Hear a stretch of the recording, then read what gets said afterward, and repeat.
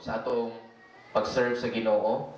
And then nagpadayon sabta sa ato ang series sa pag-study sa Gospel of Mark. And atong goal ra gid ani is to equip ourselves, to strengthen ourselves to follow Jesus. And we've learned nga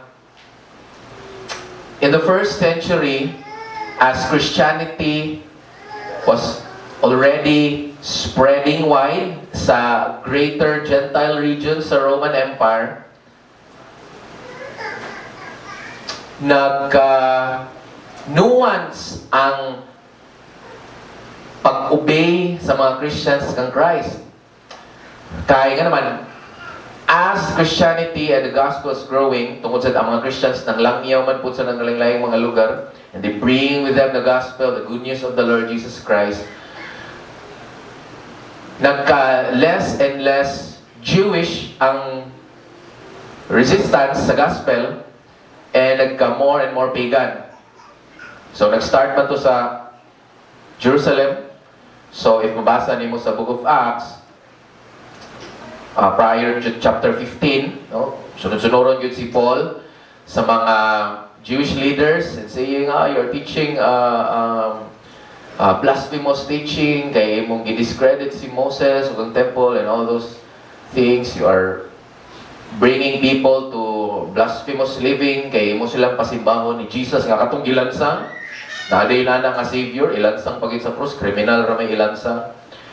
And so pagbutok mayo sa persecution, we know that during the time of Paul's persecution of the church, many Christians also nihawa sa Jerusalem, sa Israel, at least kanang area.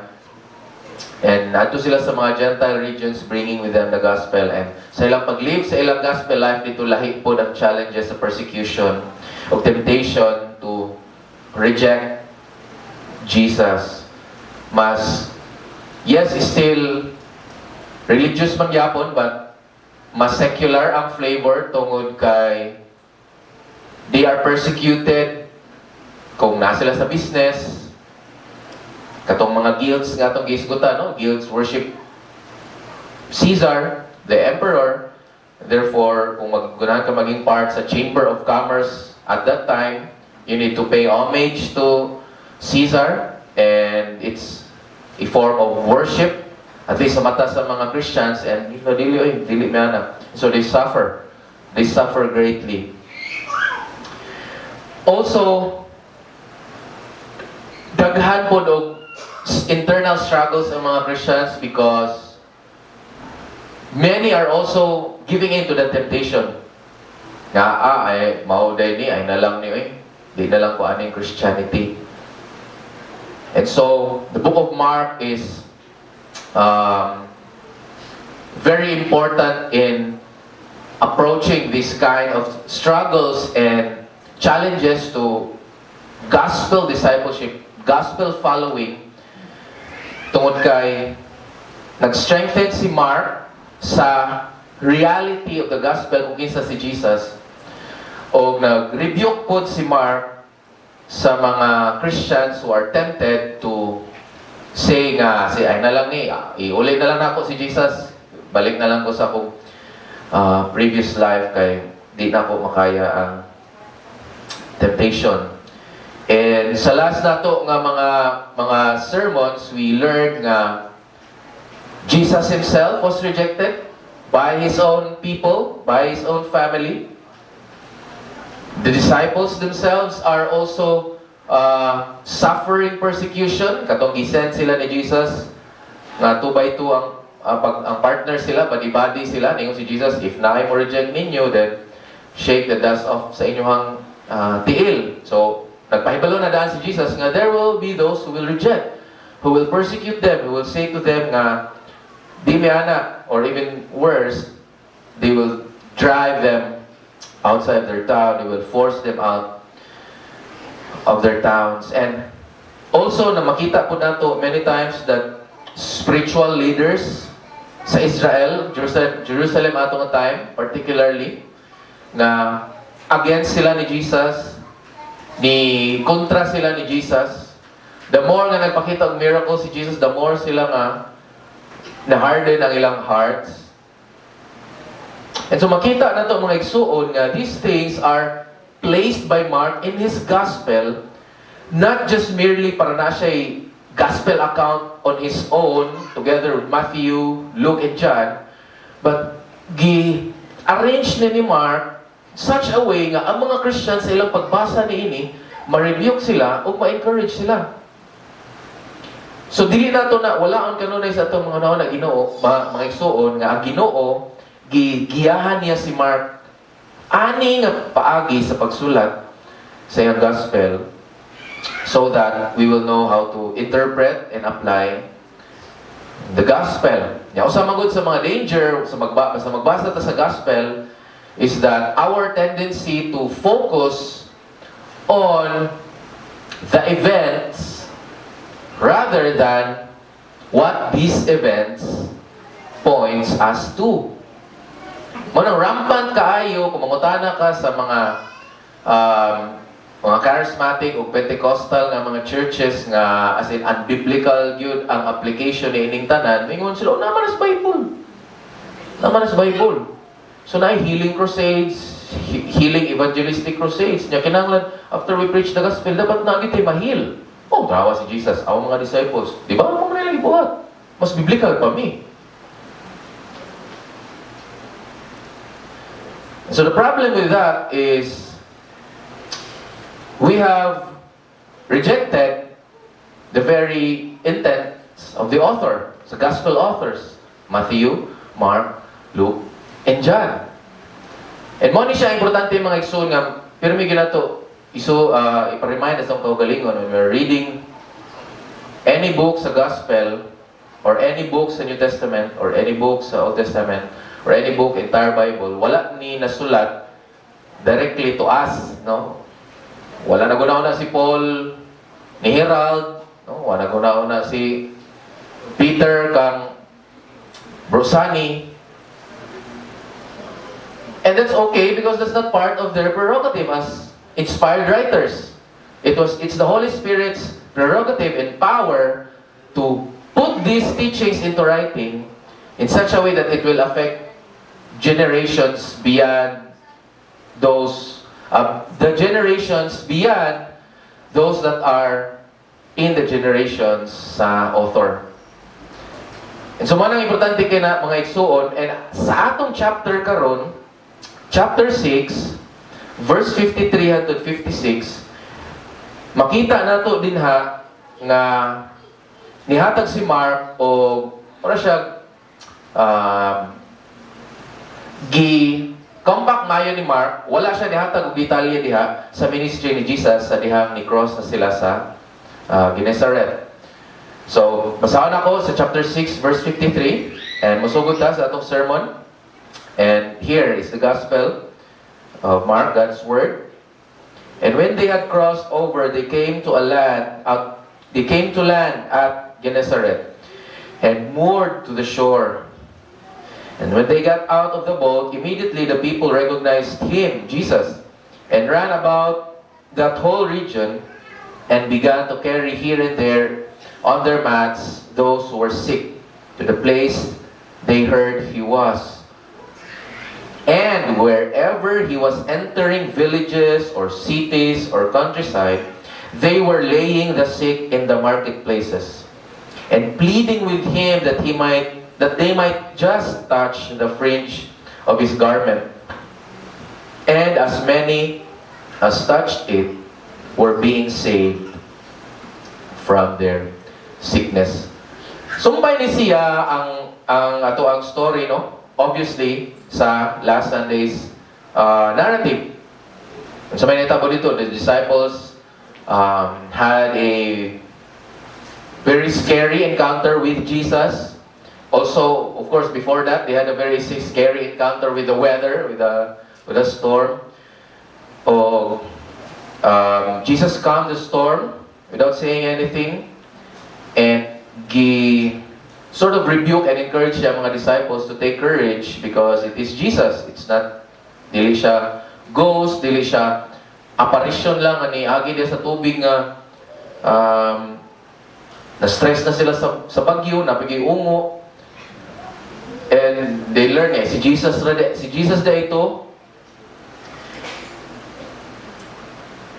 And many scholars would say nga, sa diyang ni cross na sila sa Gennesaret, dili na siya mao ang murag destination. I think is explained po to ni Bro Joshua last time nga, tungod sa, it's either tungod sa storm, nabot sila sa Gennesaret instead of Bethsaida, or Gennesaret yun ang goal, but muagi sa aning lugar.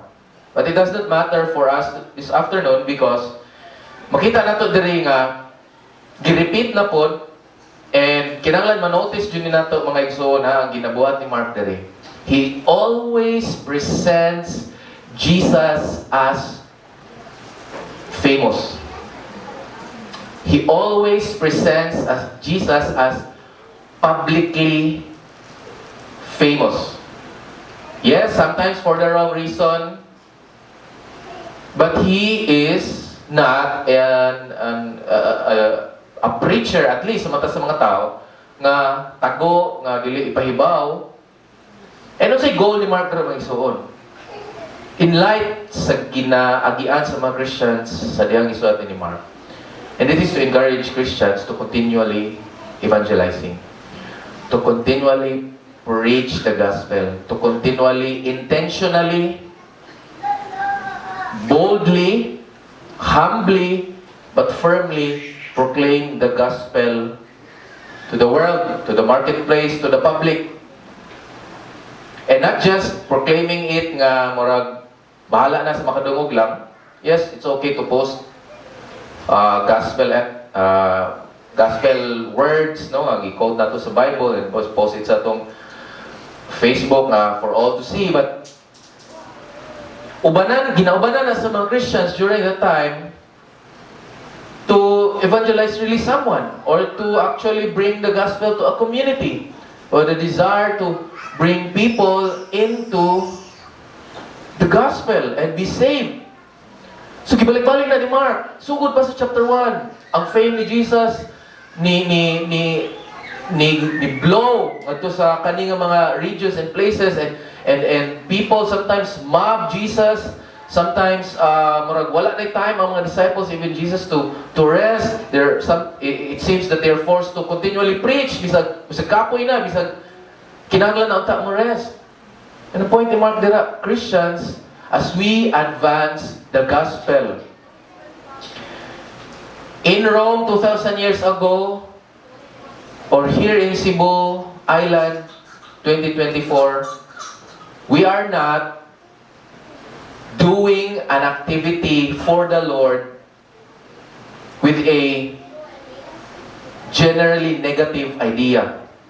Nga, ay, nag-preach na ako sa gospel, manibuan na, hindi na lang ko eh. Ay, nigadto na ako sa kabuthaw, daghan mag mga criminals din na, daghan mag mga pandi. Silisod siguro na hindi, wala siguro ni. The church, throughout history, should and has always advanced the gospel with a victorious mindset. And not because maayo kayo mimo preach, but because Christ rose from the dead. And Christ is the Son of God. And Christ, sa atong title karon, is also the mighty Savior. Balik-balik yun na ni Mark. Kanang usay take for granted na ito ba nga? Nagbasa ta, ganahan kita sa ubang mga stories, no? Sa walking on the water, miracle of the feeding, ang tanan. But tayo gibalik-balik si Mark dira. People flock Jesus. It doesn't matter what motives. Mark wants us to understand that Christians, even in the time of Rome, at the time of history, nga nagkagrabe ang persecution. Nagkagrabe ang persecution nga ang government itself mugamit na sa ilang power, legislative power or economic power or even military power to persecute Christians.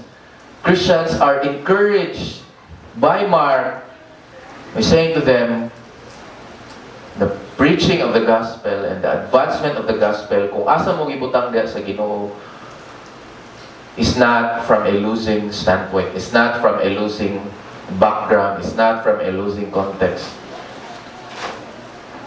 Kay lisod jud kayo ang sitwasyon nila. Dali gid kayo ma-discourage ang mga Christians.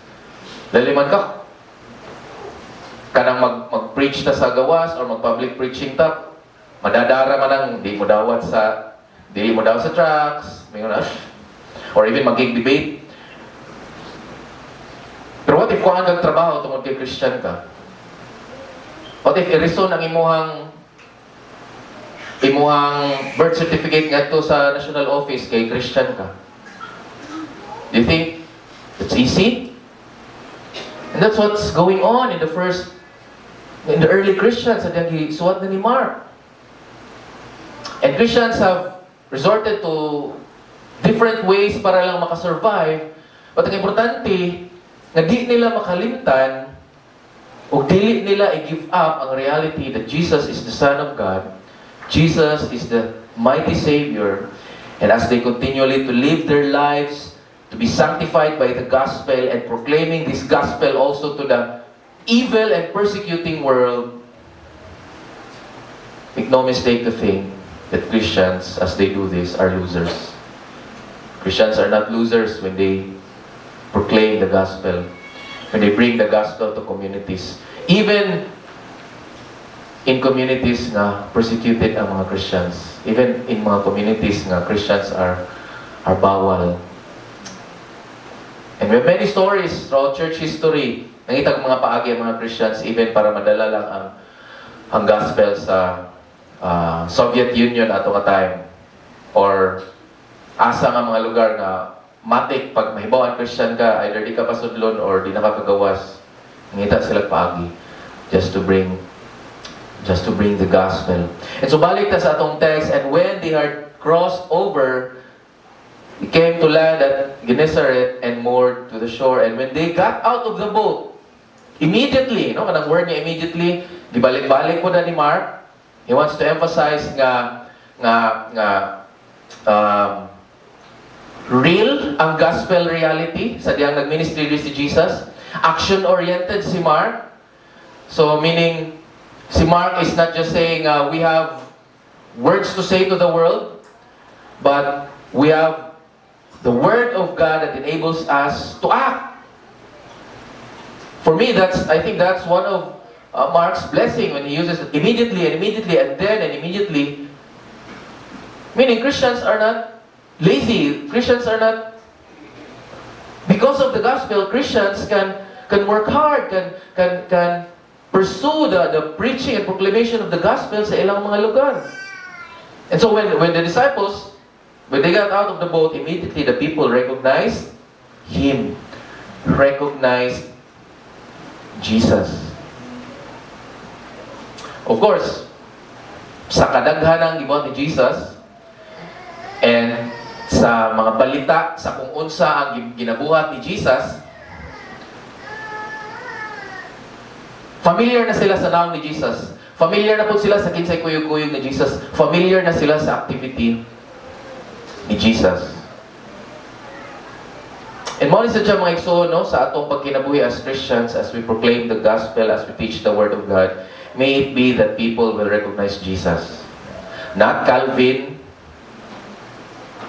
not Martin Luther, not John Piper, not John MacArthur, not even your pastor here in the church. May it be that as Christians proclaim the gospel in the public, preach the gospel in communities, people will be able to recognize Jesus.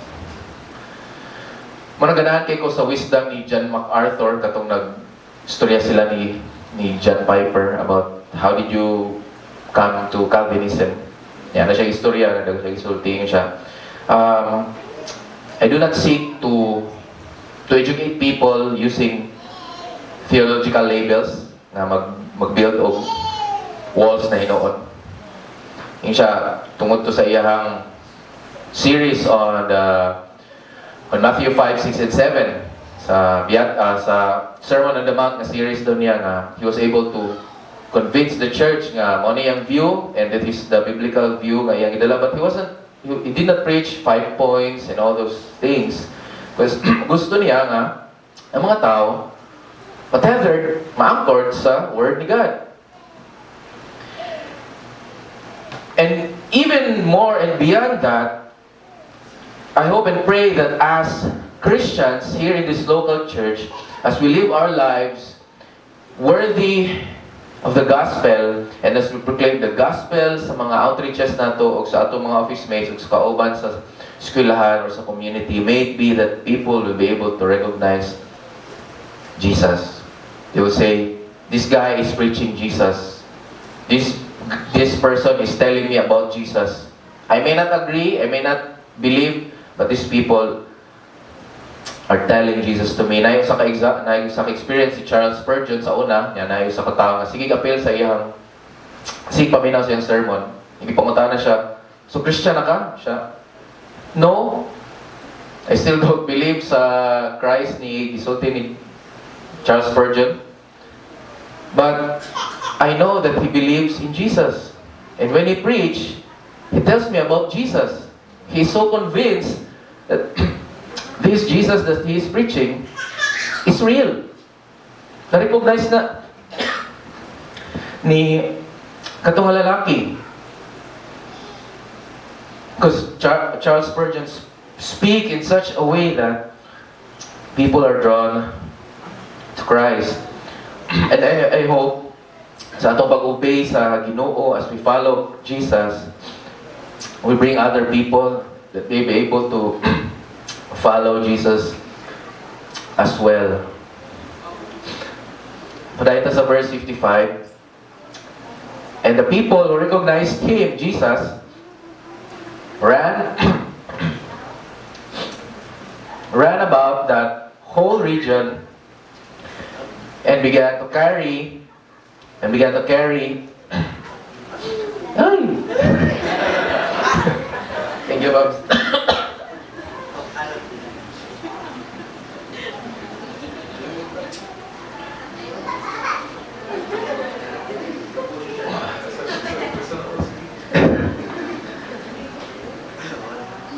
Ako na itong asawa sa mga wala na kailang. Salamat, Babs.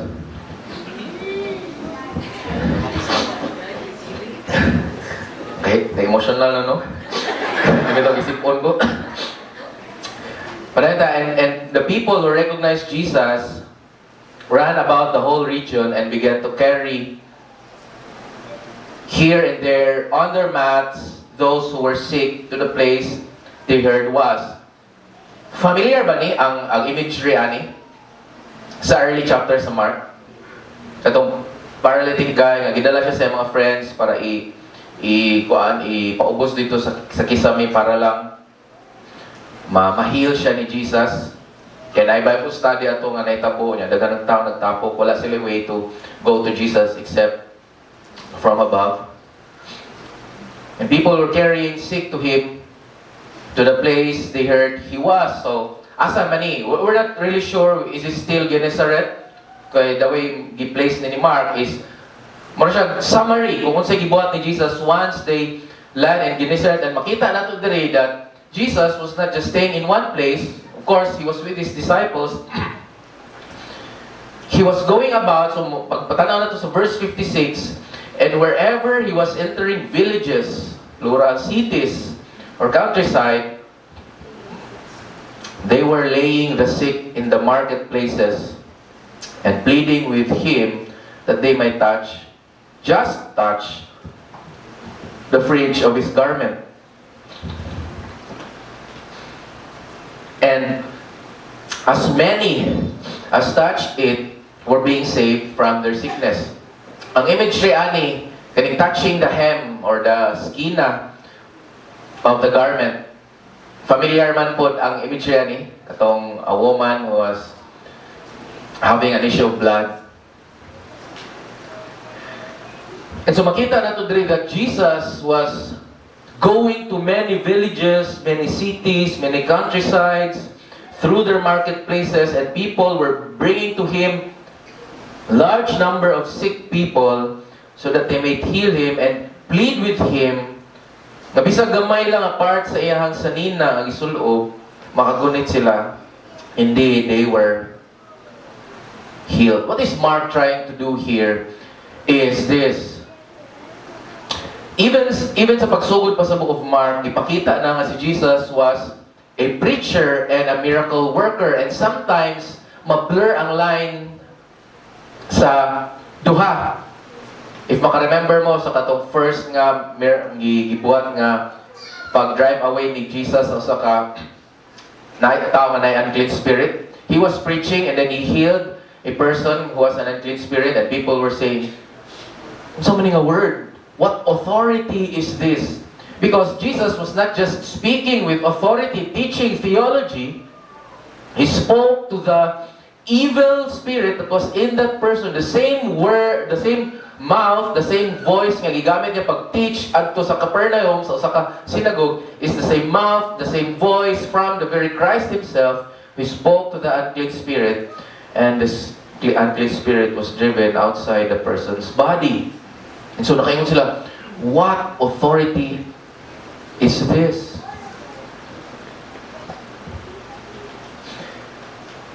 And it has been the same over and over again sa public ministry ni Jesus.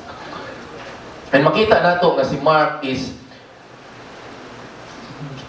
wa gyud buhii o wa gyud kalimti ni Mark unsa gyud ang punto sa iyang gospel. Ang main point yun siyang gospel is that people will know that Jesus is the Son of God.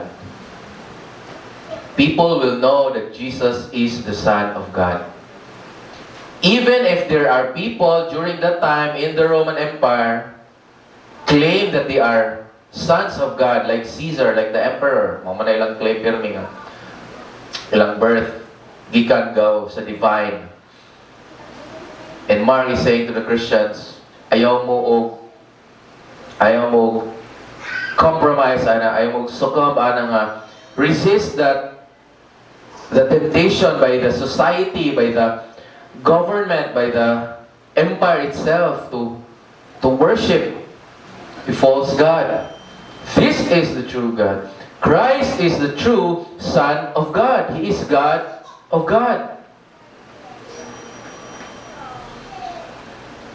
And we have also emphasized previously sa atong sermon that these healings, these miracles, even the miracles that the disciples of Jesus did, were all pointers, marks for people to know where to go, where to believe, where to submit themselves. And that is Christ. So dili na siya about unsa idagway sa atong evangelistic ministry nga yes, na preaching sa gospel o niya magtukar-tukar ta o niya manghil ta. This is about obeying and following and being a disciple of Jesus, knowing that Jesus is the Son of God, and knowing that we are now sons and daughters of God through the Son of God. And we now live in a world where there is much resistance to the gospel of the Son of God, and yet we are to advance the kingdom message of the Son of God. Muna siya akong appeal sa inyo mga brothers and sisters. Consider this seriously sa atong kinabuhi as a church and as individuals. Do we still believe that bringing the gospel to our families, our communities, or wherever communities nga Jesus is not worshipped, a vital activity of the church? Do we still believe that? Kani, another good challenge. And, basin, may mong controversial ni gamay, but sige lang.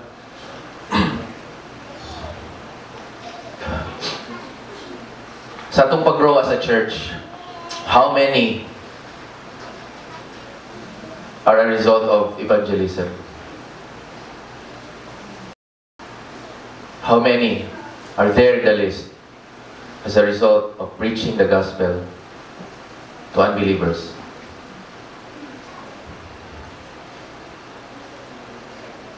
Almost all of us. come from churches.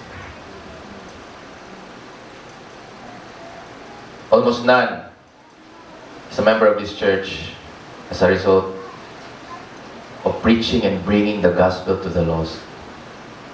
Think about that, brothers and sisters. And God has so graciously provided us ministries outside these walls. Nanay Tulo. And by God's grace, hopefully, sa kaluoy sa Ginoo, madugangan pa na. Think about that. Do we believe that Jesus is the Son of God? Of course, we're Trinitarian. Of course, we know the hypostatic union of the two natures of Christ. Of course, we know that Christ's atonement is for His people.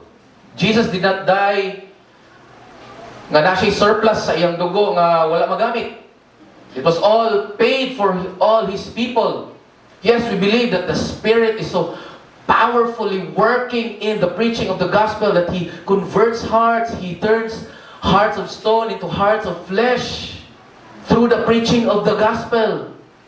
Yes, we believe that Christians can only persevere by the gracious work of God preserving us in this salvation.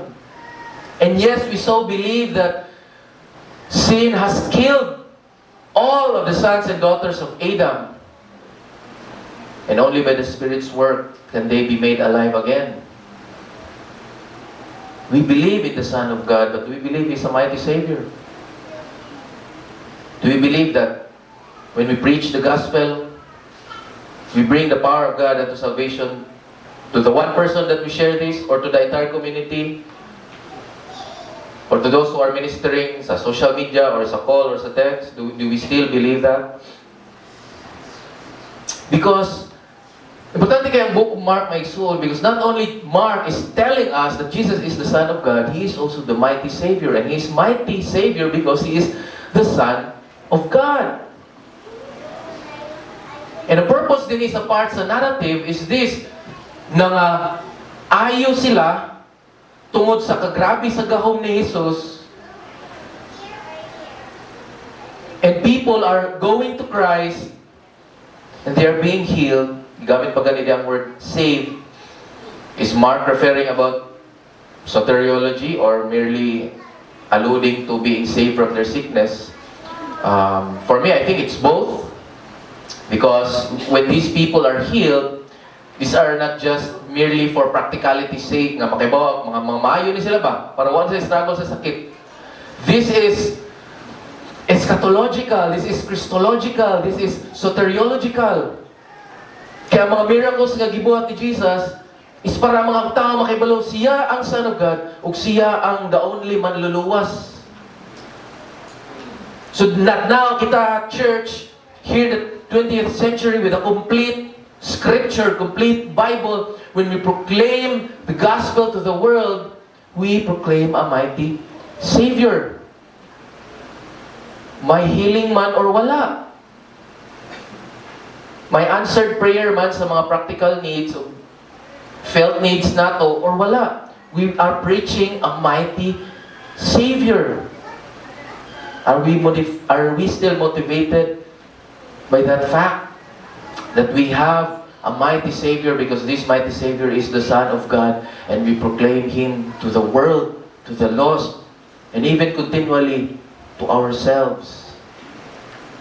Do we still believe that, brothers and sisters? Do we still obey Jesus?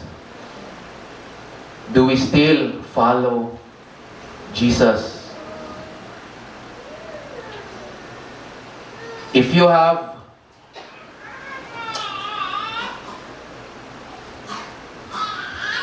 you've been equipped and educated with good and sound doctrine by this local church, praise God for that. But that's 1% of our Christian life. Walay maluwas kaya na yung Calvinist. No. Maluwas lamang ang tao. Pumutuo sila sa gingon ni Jesus na the time is fulfilled. The kingdom of God is at hand. repent, and believe the gospel. Do we still bring that to the world? Do we still bring the gospel message to the lost? Or we're still busy? Sige, pangaway ng mga Armenian.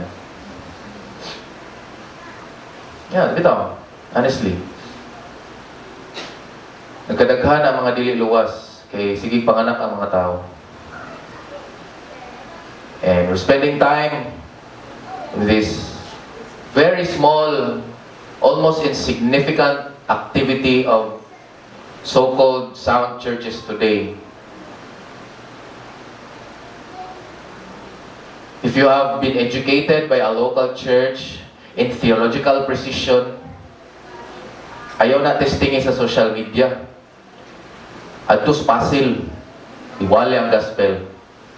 Iwali nga si Christ is the fulfillment of all the promises of the covenant. Dadaan dito na. Tanaw na to.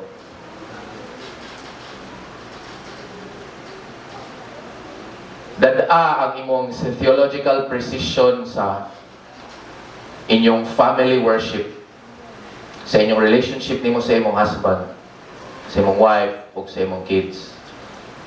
You believe in the hypostatic union of the Lord Jesus Christ, to blow imong family ana, and what it means to you as Christians as you live your life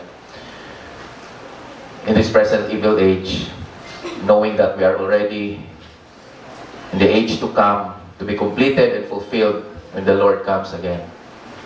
Adto na testingi, adto na dada, kay na diha ang tinuod nga pagsunod diha kang Kristo Jesus. Now, I'm not saying to shut your mouth sa social media. Continue to do that. Continue to do that. But ayaw pa higot sa gamay ra kaayo nga portion sa realidad sa kalibutan. And there are still places and groups of people who have yet to hear the gospel. And there are still Christians today who have theological precision, but in their obedience and following of Christ, so meager ang makita. Marag negative kayo, defeatist kayo ang idea. We have this so much knowledge, and then akong relationship sa akong kauban sa trabaho, relationship na ko sa community, relationship na ko sa akong uyab karon, then fiancé na, minyuono na, or sa imong asawa gyud, ubana gyud, sa imong anak, sa imong negosyo. We still follow Jesus that way? And may the Lord grant us His mercy to live our lives in true confession and true obedience that Jesus is the Son of God, the mighty Savior. And lastly, friend, if you are here right now or listening sa atong online, if dili pa ka Christian, if di ka sure kung Christian ka, or nagduda na hinoon ka sa imong Christianity tungod sa imong pagkinabuhi karon, know this. Jesus is the Son of God. Jesus is the creator of the universe. He created all things with no materials needed to begin with, and He became man. He became man, He became flesh. And He did not just become flesh, He lived a life, perfect submission and obedience to the Father, preaching the gospel of good news, dying on the cross, and on the third day, rising up again, to ascend to the Father, seated on His right hand to be the advocate of all those who believe in His perfect work on the cross. That is what you have in the gospel, and if you believe sa kamatuoran ni ining pulong nga akong giingon karon, higala, we have a great Savior, and you will have a great Savior because Jesus is the Son of God. I plead with you, be saved. Be saved now. Ayaw niya, be saved now. Know Jesus Christ because He is a mighty Savior. Let us pray. Heavenly Father, we praise You and we thank You for saving us. And not just saving us, Lord, for making this salvation so great that it encompasses not just the time here on earth, but throughout eternity. We will be saved forever. We will be forever saved. Wala na'y adlaw, Ginoo, nga dili mi mahimong luwas. Despite sa among weakness, Lord, despite sa among pagka-weak. Those who truly believe in the Son of God, God has provided for the people of God the true and final atonement in the blood of Christ. And so we pray, Heavenly Father, that you equip us and enable us to obey you truly in our lives, in our personal lives, public lives. Asa, Lord, may we be true followers of Jesus Christ. In Christ's name we pray.